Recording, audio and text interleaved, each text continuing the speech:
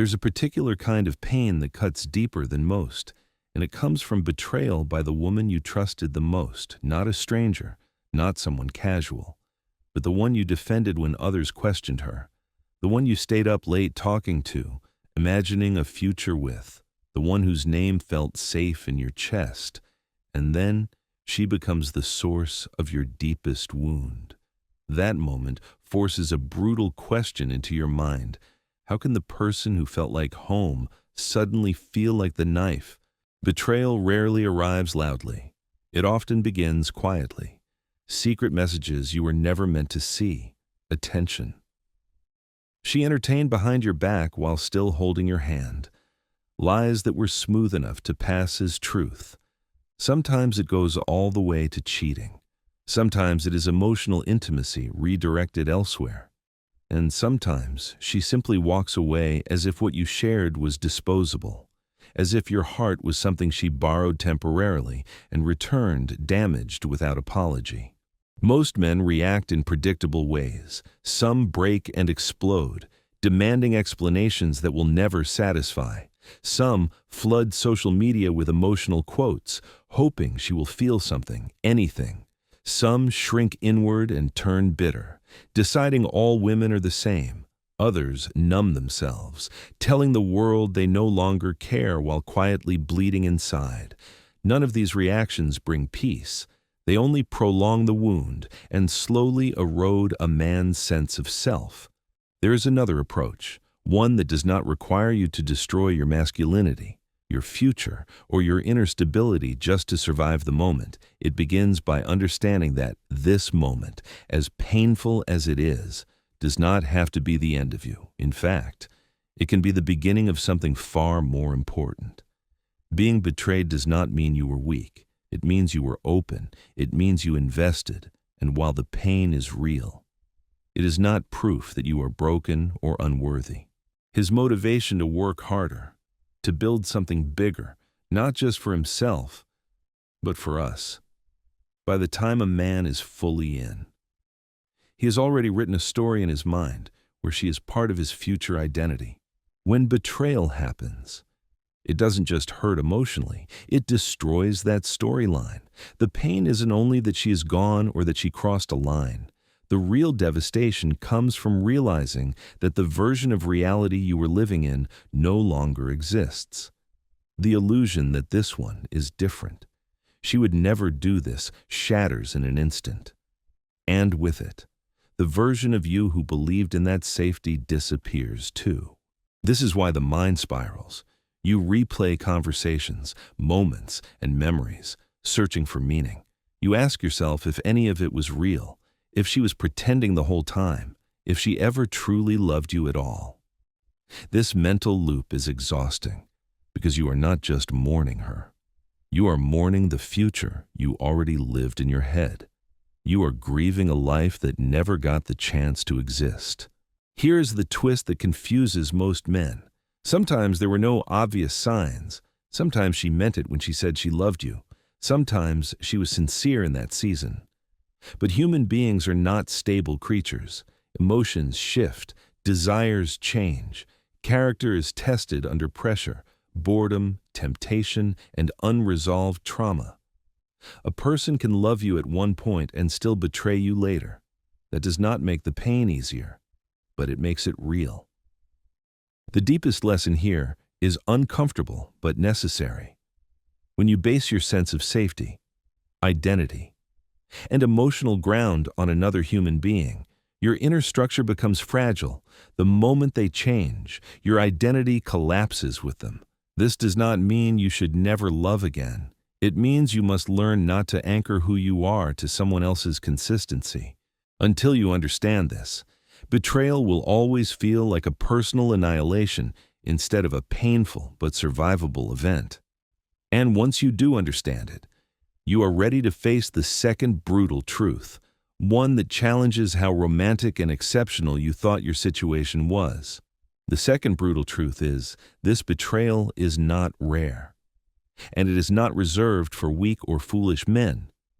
It is part of human reality. If you love deeply, open fully, and stay attached long enough. You will eventually come face to face with the darker side of human nature. This does not mean love is pointless, and it does not mean women are evil. It means human beings are inconsistent, emotional, and often less self-aware than they believe. Many men get stuck in shock because they told themselves a romantic lie. She would never do that. It sounds loyal, but in reality it is naive, not because you should expect betrayal, but because expecting perfection from another human being leaves you completely unprotected when imperfection appears. Surprise is not proof of love, it is proof of misplaced certainty.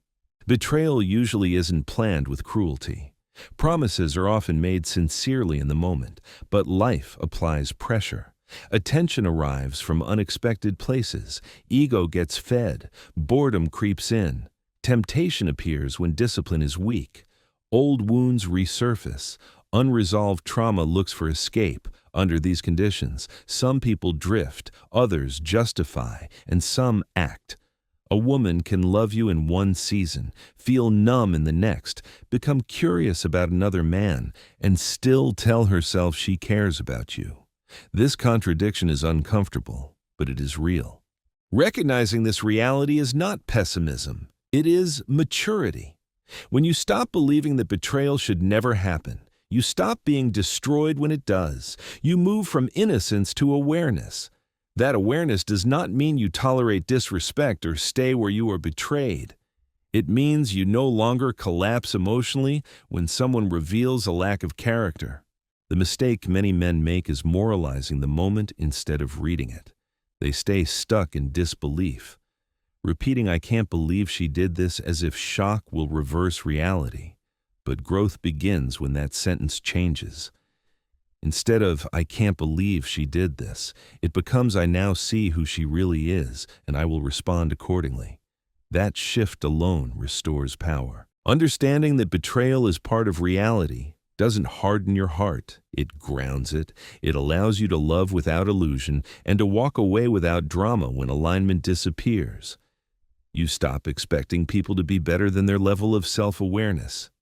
You stop romanticizing potential over behavior. And most importantly, you stop tying your emotional survival to someone else's promises.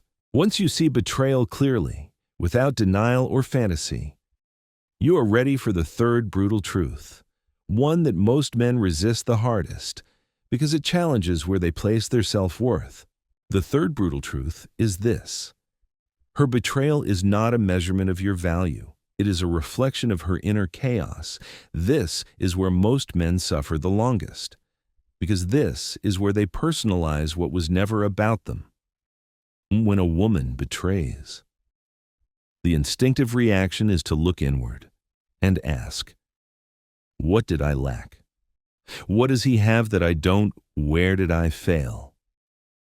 These questions feel logical, but they quietly hand your self-worth over to someone who already proved she cannot be trusted with it. Women do not betray because a man is worthless.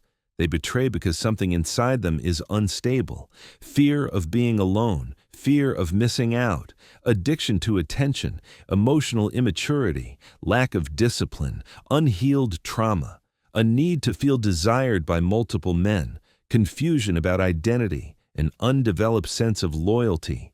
These are internal fractures, not evaluations of your adequacy. A woman can be provided for, protected, emotionally present with, and genuinely loved, and still betray, because love does not heal emptiness when character is undeveloped.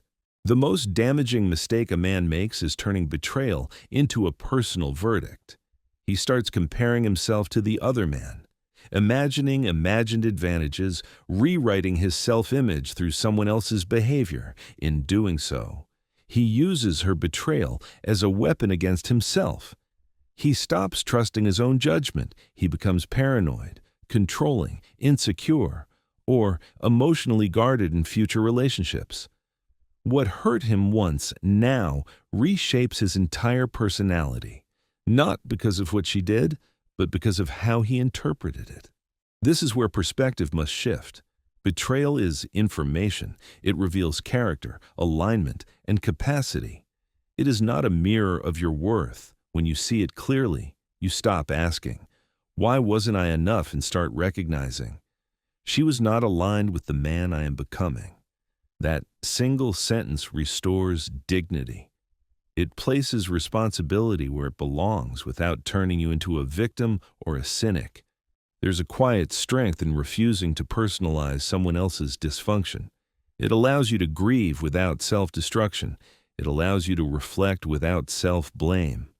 You can still examine your choices, your boundaries, and the red flags you ignored, not to punish yourself, but to sharpen your discernment. Growth comes from awareness, not from humiliation. When a man understands this truth, something important happens. He stops trying to extract explanations from her. He stops needing closure from the source of the wound. He stops measuring himself against a situation that was never about comparison in the first place. He begins to separate his identity from her behavior. And once that separation happens, a new temptation appears. The desire to get even, to make her feel what you felt, to regain control through reaction. This urge feels powerful, but it hides another trap, one that can destroy men faster than betrayal itself. After betrayal, the desire for revenge often feels justified. You want her to feel the pain. You want regret to hit her chest the way shock hit yours. You imagine her crawling back, apologizing with tears, finally understanding what she lost. Some men post strategically so she will see. Some talk to other women loudly, hoping it reaches her. Some clap back with coldness or cruelty. All of it feels like reclaiming power, but in reality, it does the opposite. Revenge keeps you tied to her. It keeps your emotional energy reactive, not free. Your peace becomes dependent on her reaction. If she regrets it, you feel validated. If she doesn't care, the wound deepens. Either way, your healing is still orbiting her. That is not peace. That is dependence disguised as strength. There is an even darker consequence. When you seek revenge, and she does not respond the way you hoped, you hand her power twice, first through betrayal, and then through your need for her to feel something. You silently tell your nervous system that your recovery requires her attention. That is a dangerous position for any man, because it places your emotional authority outside of yourself. Revenge does not restore dignity, it erodes it. It pulls you down to the same emotional level you claim to be hurt by. You may win a reaction, but you lose self-respect. And self-respect, once compromised, takes far longer to rebuild than any relationship. True healing looks quiet. It is not dramatic. It does not announce itself. It is the decision to remove yourself from the game entirely. Silence is not weakness. Blocking is not childish. Walking away without a scene is not avoidance. It is discipline. It is emotional control. It sends a clear internal message: you no longer have access to a version of me you will never meet again. This kind of detachment confuses people who are used to chaos, but it is not done for them. It is done for you. It cuts the energetic cord that keeps wounds open. It allows your nervous system to settle. It creates space for clarity instead of reaction. The moment you stop trying to punish her is the moment you stop letting her define your behavior. That is when your power returns. But power alone is not enough. What truly determines your future is whether you are willing to take responsibility for your inner world instead of handing it over to someone else's actions. Taking emotional responsibility does not mean taking responsibility for what she did. Her actions are hers alone. Emotional responsibility means owning what happens inside you after the damage is done. This is where real power either returns to you or stays trapped in the past. The moment a man says, "She made me angry. She broke me. She ruined my life," he unknowingly announces that his emotional state belongs to someone else. That sentence may feel honest, but it quietly gives away control.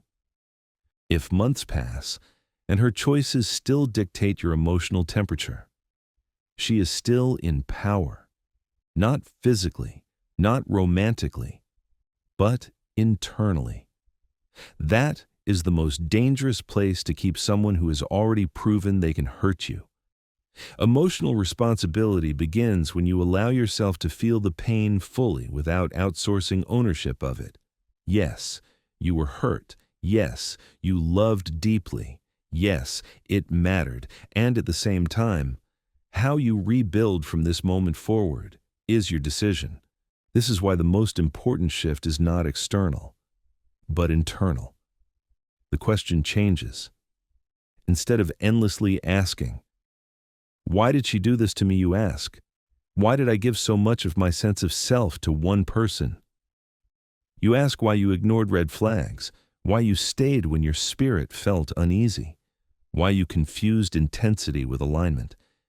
These questions are uncomfortable, but they are empowering. They move you from helplessness to authorship.